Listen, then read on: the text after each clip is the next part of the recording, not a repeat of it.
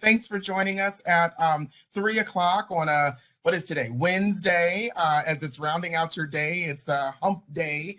And so I thank you for being with us today. I am Dr. Macarre Traynham.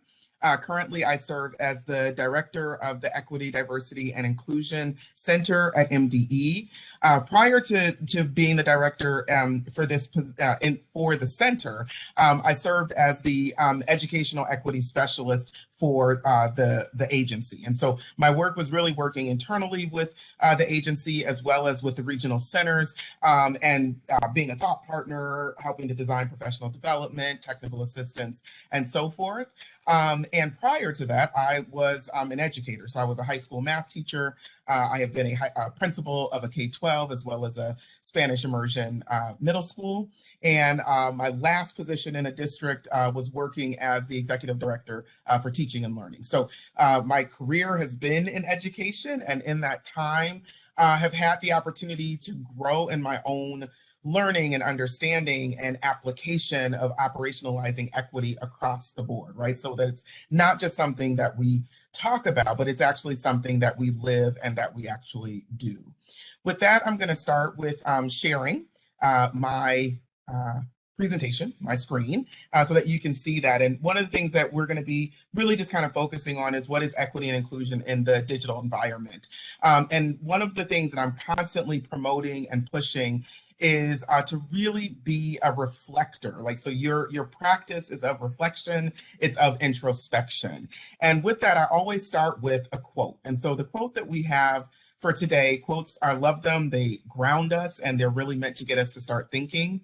And in this case, Erica Garcia said, equity isn't handing a kid a laptop. It's knowing the systemic conditions that led to the lack of the laptop and working to mitigate them. So I'm going to read that one more time, and I want you to think about what's coming up for you. Equity isn't handing a kid a laptop. It's knowing the systemic conditions that led to the lack of the laptop and working to mitigate them. So hearing this quote, what's coming up for you? I would love for you to either put in the chat or to use your voice. You're always welcome to use your voice, and we're going to pause the recording. One of the things about this quote that really stood out to me as I was searching for and looking for this kind of idea of like, how do I bring forward equity? How do I bring forward this idea of, as someone said, you know, the digital divide being real, that these things actually exist, is that it's trying to encompass this idea that, as someone said, that we oftentimes go for the quick fixes. What does it take for us to fix this, for us to address the situation that's at hand, versus what do I need to do? What is the larger problem that's at hand that's bringing this forward? And part of our work is not to just look for solutions, right? I think about when you have your own issue, and sometimes you just want to talk about it, right? You don't want somebody to give you the answer. You just want to be able to talk about it and say, this is something that's real and that's happening, so that people know that it's there. Sometimes this isn't about finding the solution, and quite frankly, the solution that we think is the right solution, without ever engaging with those folks who are actually the ones who are impacted by the solution, or excuse me, by the situation. And so we have to keep those things in mind. And moving us forward, I want to just talk about this because some of you guys named this as I was asking, what are your thoughts around this quote, that equity isn't about just providing a laptop, but it's really about thinking about, and Tara said this early on, this idea that, you know, this pandemic brought forward something that we weren't really prepared for, that we didn't quite recognize and see some of the inequities that were there. And one of the things for sure that happened as a result of the coronavirus, having this pandemic come into play, is that it really did magnify existing inequities that our students, our families, you know, ourselves, our communities are having to deal with, while also illuminating new things that were on the horizons, things that we weren't necessarily aware of and just really didn't know, right? For whatever reasons, it wasn't our experience. It wasn't something that I knew. And as a result of that, I didn't know that this was a thing. And so this pandemic magnified that. It also illuminated the fact that as educators within the system, you know, preparation around using technology as a way to both access learning as well as accelerate learning just was not part of the path that we were given. And I say that as a former high school math teacher. At no point did I ever think that I was going to use technology as a way to teach, like from a long going and this kind of long distance type of thing. It was simply used maybe to enhance from time to time. And we're talking about a calculator. Maybe it was used for check out this website. I might be giving my age away, but anywho, check out this website and see what you can do with these things. But it wasn't really used as a tool to either help kids kind of understand how this can move mountains or how it can be debilitating in some instances when you have no access. Furthermore, it illuminated our deeply held beliefs and assumptions that we held. And so this idea about we just have access to high-speed internet, and that wasn't a true statement, right? I have, as much as I talk about and address inequities and talk about how do we operationalize equity, I will never forget when my high-speed internet went down and I had to use my phone as a hotspot. And boy, was that a totally different experience. And that was one of those moments where it's not talking about it anymore. It's really an experience of it that I now have. So when I now talk about this isn't from a like theoretical, this is happening out there and you should know, but it was really from, I have experienced what it's like to not have that. And it was not easy to try to find a solution to that. And how that impacted my work and my ability to do certain things. Having access to devices, this idea that that everybody could just have them. I think about 2019 and the fact that we just happened as a family to purchase Chromebooks for our daughters. I have 2 daughters, and we happened to do that as a Christmas gift. And who would have known that by March of 2020, they were at home and needing them. But the fact that we were able to do that is a privilege. It's not something that everyone could afford to do. And do we recognize that, right? Oftentimes, these are things that we don't necessarily recognize, know, or understand.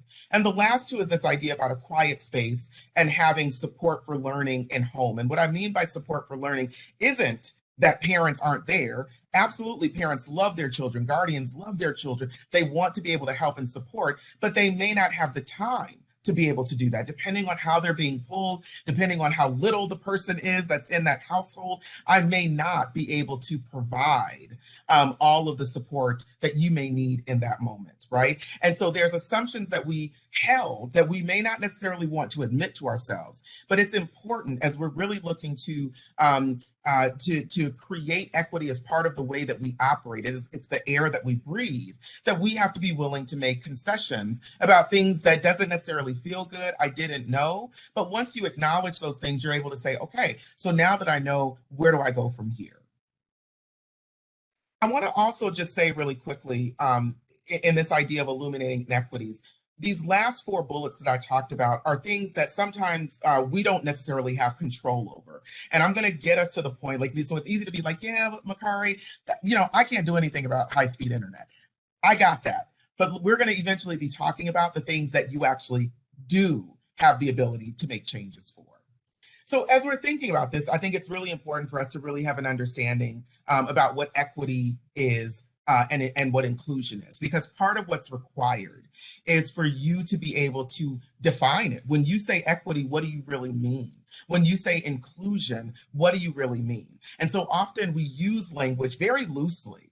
And we don't necessarily have our own understanding around what that really means, whether it's in my practice or whether it's in my day-to-day lived experience. I'm not necessarily exploring and being able to offer kind of what do I mean around this. And so when you're looking at this picture, this is a picture that we often see when people say, well, how do we define equity? This is one of those pictures that we oftentimes go to as this duality of looking at equality versus equity. And so equality is about all things being the same, right? Everybody gets the same box.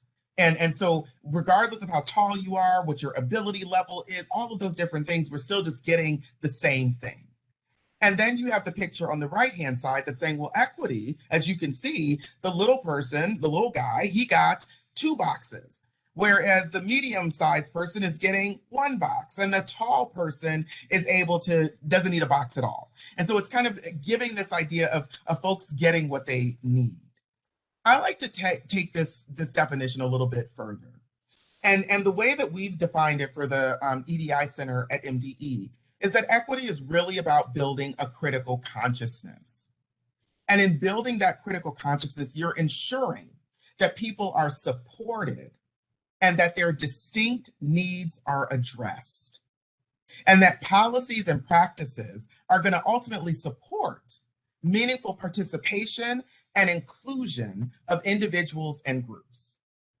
So think about how much more robust that is. It's really kind of calling out that equity is a thing, and this thing requires you to be critically conscious. It requires you to be able to critically analyze what's happening around you, to think deeply and to reflect deeply about what's going on, and being able to say, in the process of me looking at this, in the process of me understanding this, am I seeing that all people are being supported and that their distinct needs are being addressed? Am I ensuring that the policies and the practices that we have are also ensuring that distinct needs are being met and that meaningful participation is being able to be had by all? On the same notion of that, this idea of inclusion, and again, oftentimes we use the language or we say the terms, but we don't necessarily have the definition. What does that really mean to me? Down for me to be able to kind of have what we call that elevator speech. What do you say to a person if you only got 30 seconds? What do you say to them if they were to say, well, what does equity really mean to you? And what does that mean? I hear that word all the time, and it feels like it means that there's winners and losers, and you now have an opportunity to really engage in that. What are you going to say? And for us, the way that we've defined it is that inclusion is about fostering a culture of belonging. And that culture of belonging is done through shared rights and balanced power. And it's really ensuring that the voices and the perspectives of those who have been historically marginalized and or excluded are actually amplified, right? And so this becomes the way by which we are defining, this is what these things mean. So let's talk about this idea of the digital divide that I think it was Wendy that brought this forward. And the National Digital Inclusion Alliance gave this quote around digital inclusion must evolve as technology advances. And the second part I think is really important.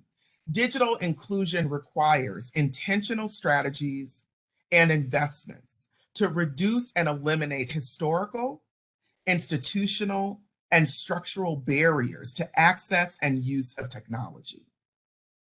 I think this is really important because what they're calling out is that it's not just, as someone said, Tara, I believe, said earlier, that in this moment we realize these inequities are there. It's recognizing that these inequities have been here for a long time. They are historical. They are institutional. They are oftentimes structural. And as a result of that, we have to not only recognize that, but actually identify them. Let's identify these things. And as we've identified them, what are we going to do to now remove those barriers so that more folks have access to, that all folks have access to? And the access to is based on the distinct needs. Here I'm going back to equity, right? The distinct needs of the folks that we are serving, right? And so I want you to keep that in mind, that these are the pieces that we are looking at and talking about. And even more so, as part of what you've been reading has been around this idea of the 60-year curriculum. And so I want you to keep that this notion of the 60-year curriculum in mind, because that's what you've been reading. And I had an opportunity to read a journal article about it that was quite fascinating and interesting to me. And I'm going to get to kind of some of the pieces that stood out. And so keeping this in mind, how are we going to then create the conditions? So we want to try to remove these barriers. But in order to remove those barriers, I always say it starts with you. It starts with me. It starts with us as individuals. And what that means is that we have to be really mindful of the mental models that we hold, the values and beliefs that we carry, and the bias that is both external to us as well as internal to us. And so these three things I'm going to just focus on for just a little bit in the idea of how are you creating these conditions for both equity and inclusion to exist. And so when we're talking about mental models, Peter Senge describes it as this.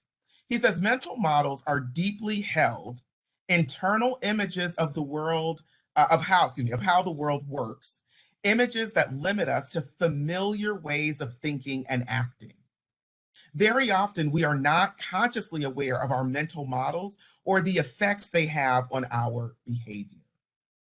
So mental models are things that are deeply held within us. They are one of the things about our brains is that they're pretty lazy. They love patterns. If you think about it, and this is, like pre-pandemic, when you had to get up and go to work every day and you drove potentially the same route every single day.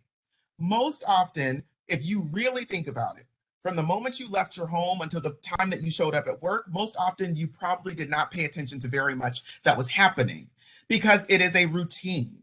Your brain has a pattern. It's used to following this direction. But if you went in a different direction, you're much more alert because it's different. I haven't done this before. Where should I turn this way? What should I do? And or if you're on your way to work on that same route, and let's say somebody hits their brakes really fast in front of you and you have to hit yours, think about two things that's happening. The adrenaline that's pumping through your body because you're kind of shocked out of this lull, and the fact that you're just like, oh my gosh, what's happening? You're more alert at that point. And that's because something new, something different has just interrupted this pattern of behavior that you're used to. And so mental models are deeply held within us. They influence and kind of determine the behaviors that we have, and the outcomes that come from those behaviors simply reinforce oftentimes the mental models that we hold. And so this becomes this kind of cyclical way of things working. With that being said, it's important to understand the role that mental models play.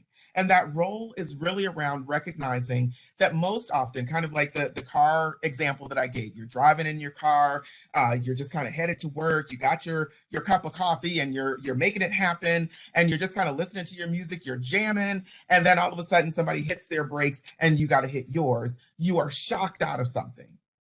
And that shocked out of something is the event that's taking place. And so often in that event that's taking place, you're now making understanding, you're like, okay, this is what's happening. You're making all kinds of results through that, but not necessarily recognizing how your mental models, how your worldview is impacting the way that you are deconstructing this event. And so part of what you might notice is, you might notice the gender of the driver. You might notice the race of the driver. You might notice the age of the driver. And those types of things are deeply held, right? Oh my gosh, because they are of a certain age, they're either really bad and should stop driving, or they're really bad and they never should have started driving, right? And so those are the types of things that we have deeply held within us that oftentimes don't emerge until the event takes place. And when that event takes place, and there it is, it happens, here it is, something about age, they're either too young or too old or whatever the case may be, that is a mental model that result has reinforced that mental model. And so we have to understand that this below the water, because this is meant to be like an iceberg, but it kind of looks like a mountain. Anywho, know that it's an iceberg, but this kind of below the water is really 80% of how we interpret the events that are happening. With that being said, we also have values and beliefs. And our values are really, the simplest way to describe it is what's important to us. That's our values, what's important to us. And our beliefs are what we feel or think is true. And based on those two things, we start to, again, build out this mental model that we hold. How our values and beliefs influence and design the way that we behave, the way that we see, the way that we understand, the way that we are interpreting what's happening around us. And so there's a values and beliefs inventory that Elena Aguilar has as part of her art of coaching that she does, and I'll give that link at the very end. But I typically ask people to go through and to identify their core values, right? Things that are important to you, that you just feel like I cannot separate myself from. These are so deeply held within me. And I ask them to do that and to start with 10. There's more than 100 and I don't know, 15 that's on that sheet. You can add to it, you can take away from it. But I start by asking folks to identify 10. From that 10, go to 5. And from that 5, narrow to 3.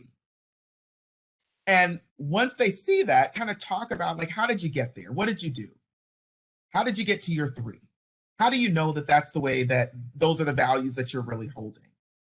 But then it goes a step further, and I always ask people to go and talk to someone that knows them well, whether it's a spouse, whether it's a partner, whether it's a child, whether it's a friend who knows you well, and ask them to identify what your core values are, and then to have a conversation around that, because typically they don't necessarily choose the same thing. And that gives you an idea of how people are seeing you. And you get a chance to ask, well, what are the behaviors? What are the things that I say that allowed you to, that caused for you to choose this, right? I chose adventurous, but you chose safe. I don't know, I'm making that up. So those types of things are things that we then bring forward and have conversation about, because it starts to illuminate for us how we are responding and engaging in the world around us. The last piece, and typically I have a really other pieces that I really kind of help to build out this, but I think these 3 are good. This idea around bias. And we have both explicit bias and implicit bias. And explicit is just that. It's what I know, it's what I can speak to. Like, for example, for me, a bias that I have is around yogurt. I do not like yogurt. I don't think that yogurt tastes good. I don't think it smells good. It is not my thing. And if anybody says something different, I am like, boo, right? It is a total and complete boo for me. I don't agree. Yogurt sucks. That's my bias, right? I don't even want to eat anything that has yogurt in it. I'm like, nope, it's gonna mess up the taste of whatever it is I'm gonna eat. So I have a distinct bias that I am very much aware of. And we all have that. I operate very consciously in what that bias is. But then there is implicit bias. And implicit bias is more of what we don't necessarily know and recognize. It operates within us in an unconscious way. We're not necessarily conscious of how it plays out. And so go back to the car, right? And you have to brake, and maybe they hit you and they get out the car, and it reinforces a mental model. It reinforces a bias that you might have about gender, or you might have about race, or you might have about age, you might have about ability, right? If only they did, you say this. One of the things that I always say to folks when they're trying to figure out, because implicit bias is more difficult to identify, but it can be identified. And one of the things that I say to folks all the time is, one of the ways to know if this is bias, if I'm holding a bias, or if I want to know about culture, what is the culture that we create? When we start to say things like, that's not the way that we do it here, right? That's not how we do it here. There's 2 things that's happening. One, you've identified some level of culture that exists. Whether you knew it or not, you've just identified some level of culture. We don't do it like this, we do it like that, right? However you've described that, you've just identified an expectation of culture. This is the culture by which we operate. The second part of that is you've also identified a way of thinking and believing that is biased. This is the right way, and that's the wrong way. Because the moment that you say, we don't do it like that, we don't cook it that way. That's not how you cook spaghetti. I'm making that up, right? However that is, right? You don't throw spaghetti on the wall to see if it sticks, right? You are bringing forward a bias that you hold. That's not the right thing. Here's the right thing. So there's ways to start to kind of uncover and think about why. It also requires you to start to pay more attention to when you're having negative thoughts and when you're having positive thoughts, when you are making positive judgments or responses, and when you're being critical, to ask yourself the why to that. I'm looking at time. I got to move this along. Okay. So why does all of this matter? It matters because so often we talk about and think about that we think outside of the box, right? That we are constantly thinking outside of the box. And what I always say is that actually we typically don't think outside of the box. More often than not, we are simply in another space within that box. I may not be in the top left-hand corner anymore. I've just moved to the center. And maybe it's not the center, maybe it's the bottom right-hand corner that I've moved to. But we don't really think outside of the box. And let me tell you why. You might be like, Macarre, come on. Well, here's why. Part of the reason why we don't typically think outside of the box is because we're operating through our values, our beliefs, the bias, conscious and unconscious, that we hold in the mental models that we carry. And those things are deeply embedded and normalized for us. They also shape the way that we look at the world, the way that we operate in the world, the way that we see and solve problems in society, the way that we think this is how it gets solved. It also shapes how we believe people should behave. And it's ultimately reflected in our behaviors and in the language that we use. So it's more than we think outside the box. It's really, as soon as we think we're thinking outside of the box, we've actually fallen into another box, right? So when we think about those folks who are like, I'm the rebel, what do they typically do? They find other rebels. And those other rebels are like, yeah, we're in it together. Well, you just found your new box, right? So this idea of we are just like, I'm willing to be creative, are typically inspired by things that we may not have really paid attention to. I wanted to, this came from the 60-year curriculum, the article, and I really liked this idea of, they said the biggest barrier we face in this process of reinventing our current methods, models, and organizations for these activities, right? These 60-year curriculum activities is, here's the key word, unlearning. So they're acknowledging, even within their own work, that there is a requirement of unlearning some of these behaviors and ways of being by which we currently operate. And one thing to know about, back to what I said before, because our minds are lazy, this is not an easy process. We like patterns. Patterns are safe for us. They make us feel good. They kind of give us this warm and fuzzy feeling because I know what to expect. And when I don't know what to expect, right? When I'm unsure, it doesn't feel good. It makes me uneasy, makes me suspect. And so this idea of unlearning is really important. But taking this a step further, it's also recognizing that unlearning, that we have an expectation within this idea of the 60-year curriculum, that people will just keep reinventing themselves, right? That we are teaching folks to be able to maneuver and to move.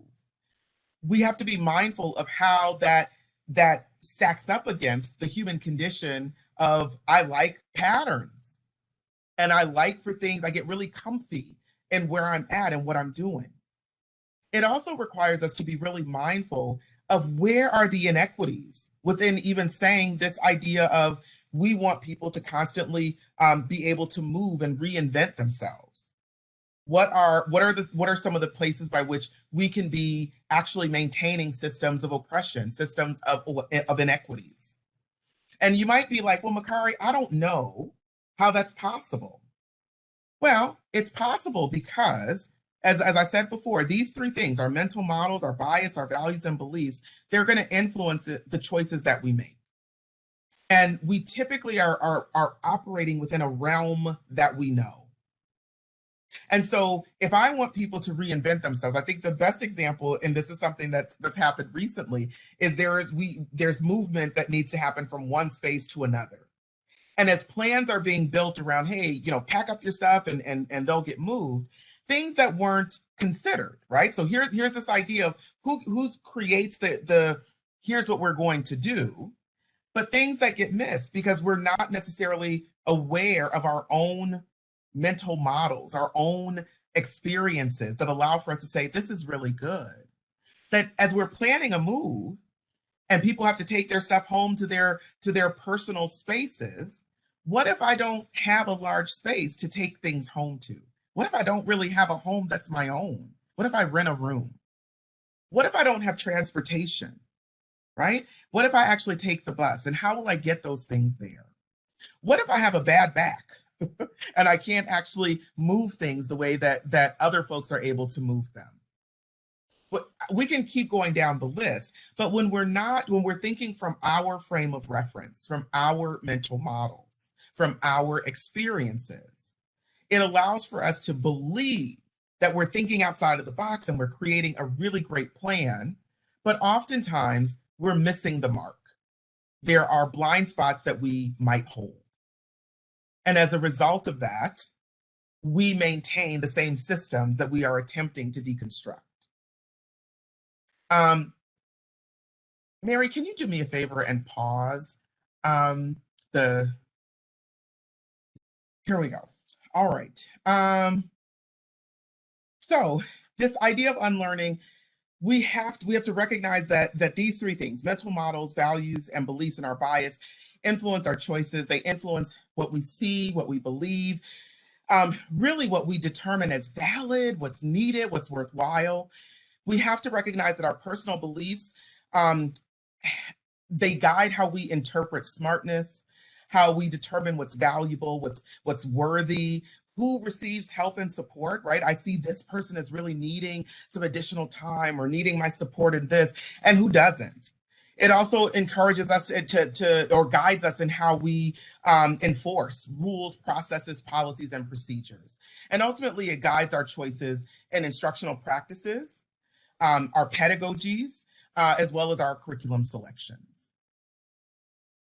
So, Macarre, this is a lot, and what does this mean for me? So I'm going to tell you what it means for you. A few things. Number one, early on, I had talked about the digital divide from what kids have access to, what people have access to, and how that can impact where and how equity is actualized or whether it's not actualized, whether inclusion is actualized or whether it's not.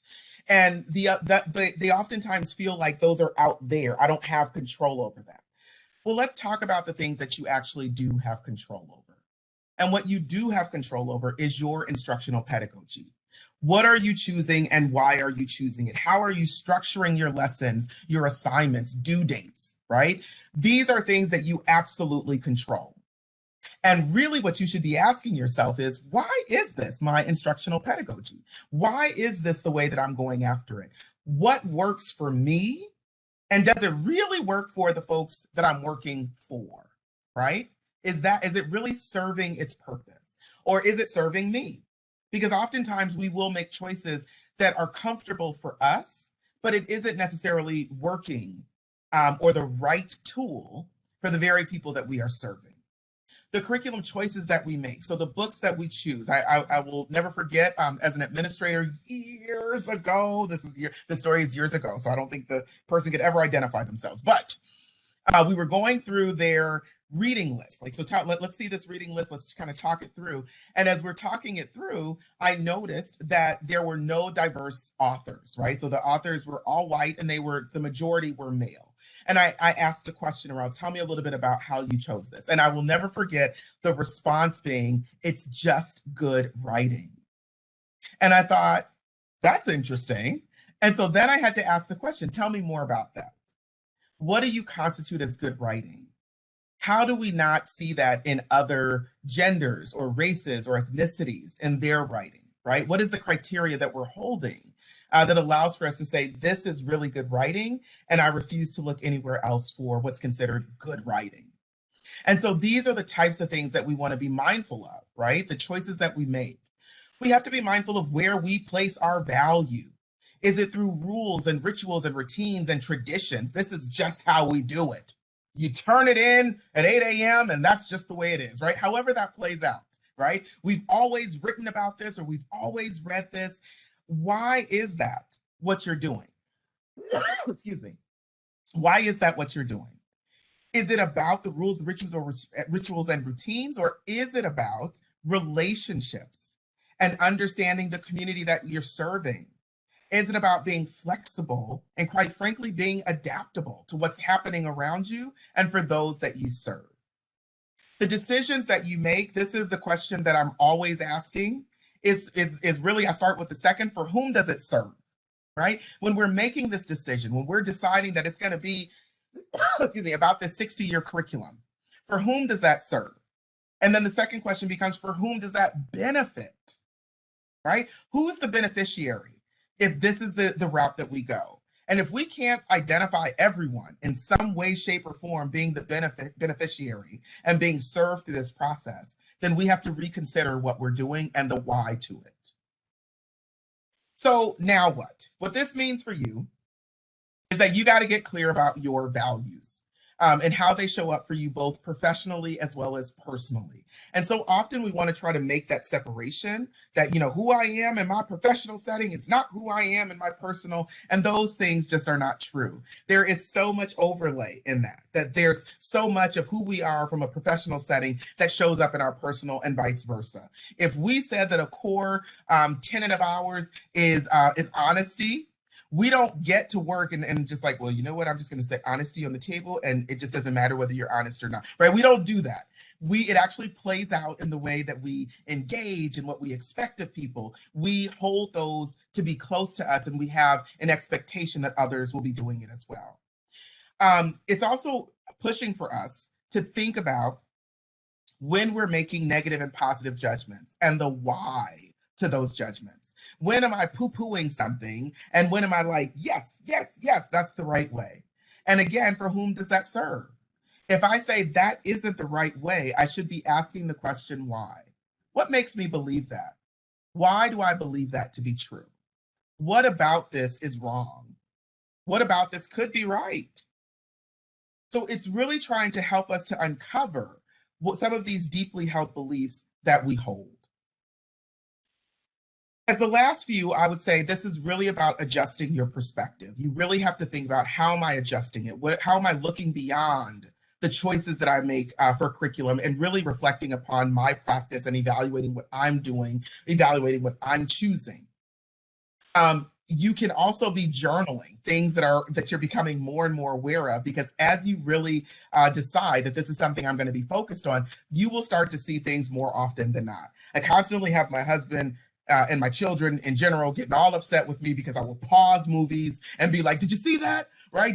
What did you guys see what I saw? And then they're like, oh, why, mom? Can we just watch? And I'm like, no, we cannot, right? So it's this whole, like, once you see it, you can't forget it, right? And so the question becomes, how are you creating that space that you're like, oh man, I'm seeing things more and more that I didn't pay attention to before, right? The same way that we're saying that now in this pandemic. I said to my husband, it's been interesting to see how healthy we've remained because we are washing our hands more often, right? We are very conscious of all of these things that we weren't necessarily paying attention to before that we're paying attention to now. And then lastly, so often when we talk about culturally responsive pedagogy and culturally responsive teaching, is that we look at it from get to know your kids from this kind of personal relationship level, right? Who are they? I know that they like to play chess, or I know that they like comic books. But really, it's that, and the key is the and is what we often miss. The and is, who are they as scholars? Who are they as academics? Because you have to know that in order to serve them, right? In order to help them and to offer them what they actually need, you have to be able to engage in really understanding who your students are as academics, right? And so you should be thinking about when we're talking about technology and I want to use technology and we're incorporating technology, I'm creating lessons or I'm designing instruction around this technology. How are you designing it? Are you designing it as a consumer? Or are you designing it as a producer? Are students consuming information or are they producing information? Because the way that we build this kind of ideal for learning and what are we going to do in the next 60 years is that students have to see themselves as producers of the very content, the very society that they are living and a part of. And we collectively have to be responsible and knowledgeable and aware of the inequities that exist when we simply say we want everyone to constantly be a learner, which is a wonderful thing. But if I am a single mom and I have to take care of my kids and I don't have supports, how does that play out for me? If I'm a person with disabilities and I don't have access to certain internet because I live in a place that doesn't have, how does that work for me? And so we have to constantly be raising up and thinking about and asking people to the table who might fill in a gap that we just can't fill in based on the knowledge that we hold. So with that, I want to end with this particular quote from President Clinton.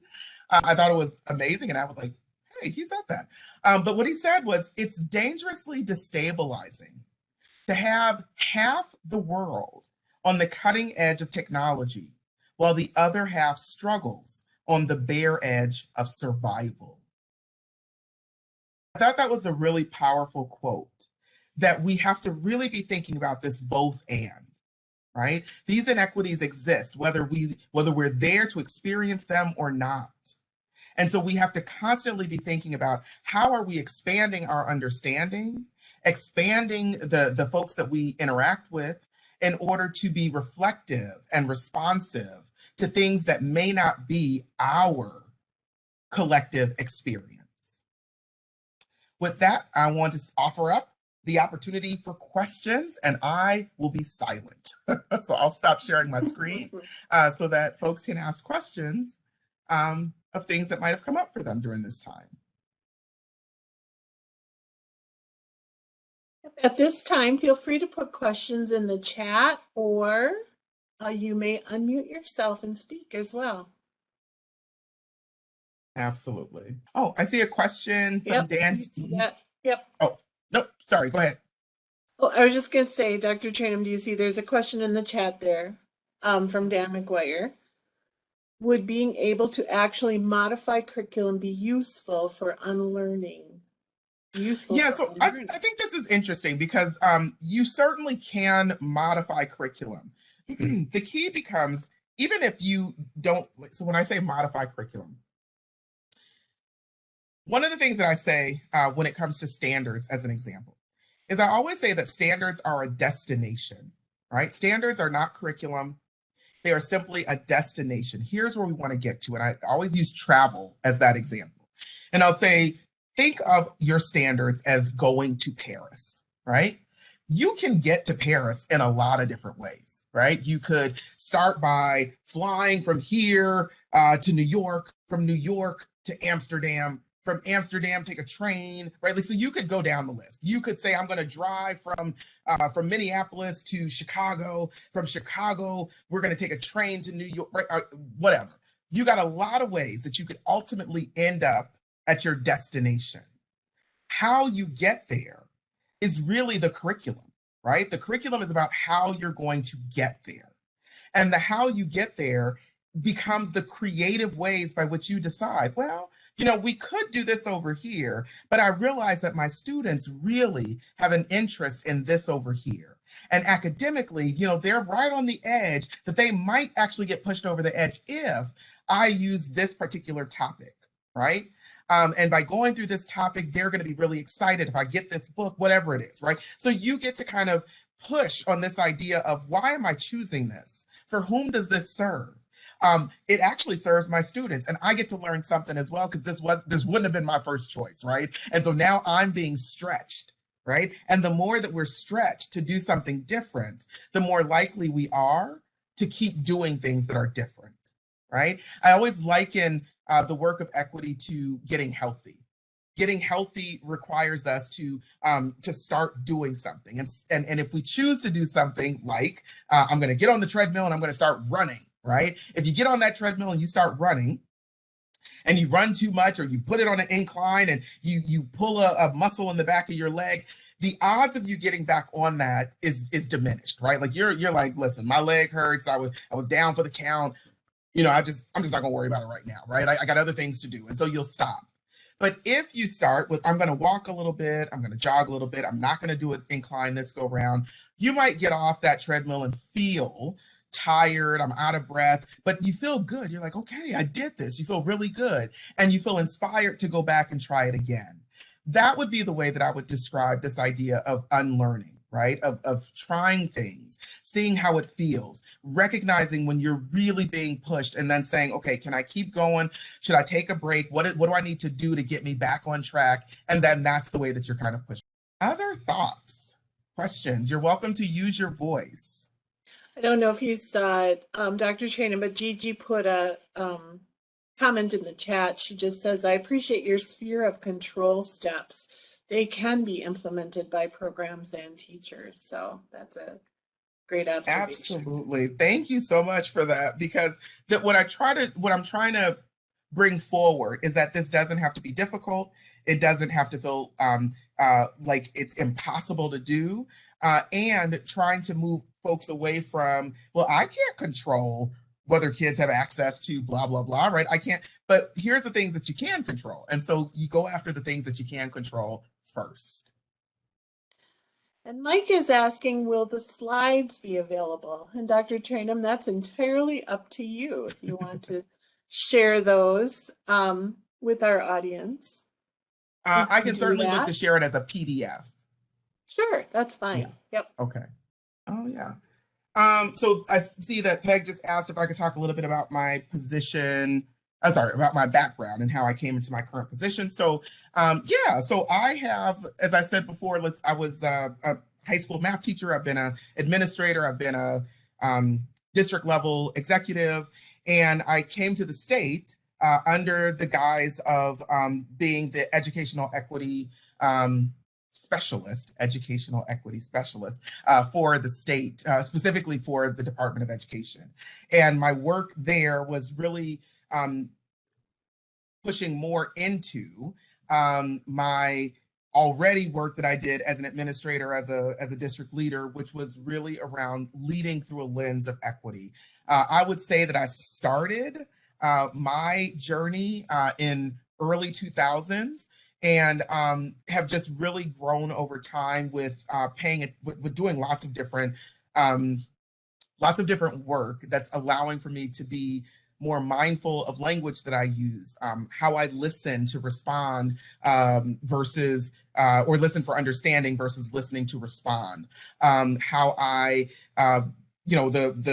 just the process of paying attention and being mindful of my own upbringing and how that's impacted or influenced what I've seen or what I don't see, how I engage or how I don't engage. And so those types of things really kind of giving me some understanding around, okay, so how does this play out and how does this work? How do I pay attention to some of my own privileges that I've experienced, as well as, marginalization that I've experienced as well. And so working for the state as the educational equity specialist. Part of it was helping to design this idea of a equity center that was really built around the Department of Health. Has a health equity a center for health equity that was amazing, and was thinking like, we should have something like that here at MDE. And the positive was the commissioner now, Heather Mueller, kind of picking that up and thinking like, this is a really good idea. The governor feeling like this was a great idea in the sense of having part of his Due North plan, a center, the EDI Center, the Equity, Diversity, and Inclusion Center. It's always a mouthful. And then ultimately, this thing moving forward into a search for who could do this. And so it was really great to go through a process and to end up being offered the job. So really exciting to have that happen. And we have been building out the work that we're doing, and the work will actually launch, like fully launch. We've been doing lots of internal work. The EDI Center is both internal to the agency and external to the state. Our internal work has been built around professional development, being thought partners. There's a lot of different work that we do. And then the external work, we're going to be offering a series. Everything that we do is through a series, and we're going to be offering a series called Getting Started, and it's really about looking at, if you have not started kind of operationalizing equity within your system, what do you need? What are the things that you need to be aware of and you need to be doing in order to get this work going into your system? And so that's one of the first series that we're going to be running. We have an Equity Magnifier. Another huge project that we're really excited that'll be finishing up this year is we've created with a partnership with the Urban League Twin Cities, as well as with Minneapolis Public Schools. We've created a Minnesota Equity in Action framework. And that's meant to really build on this idea of equal partnerships, that really in order to move systemic work, everyone plays a role in making that happen. And it's really walking through what are the roles that people play. And so we're really excited about what that's going to be bringing forward. Oh, great question, Rebecca. So Rebecca's asking, is this similar to the Equity Innovation Center through the YMCA? And it's not. We are actually completely separate from them, but we would certainly be looking, like right now, the EDI Center that I'm leading is partnering with the regional centers. We'll be partnering with the co-ops around the state, and then definitely looking for additional partners for how do we roll this out? Because the way that we envision our work is that it's not just for schools and districts, but that, again, if this is about equal partnerships, we want to be able to be in partnership with our community allies and so forth. Thank you. I think folks are good. Yeah. Dr. Traynham, thank you so much. I could listen to you for days on end and learn from you. So thank you very much. For those of us still here, would you give Dr. Traynham a digital applause there? Would be appreciated. And we really appreciate your time today. Thank you. Thanks, you guys. Thank you for inviting me. It was so nice to be here. And I'm so glad you guys hung out with us to the very end. So thank you so much. All right. Thanks. Thanks again. Nice to meet you. Bye, everyone.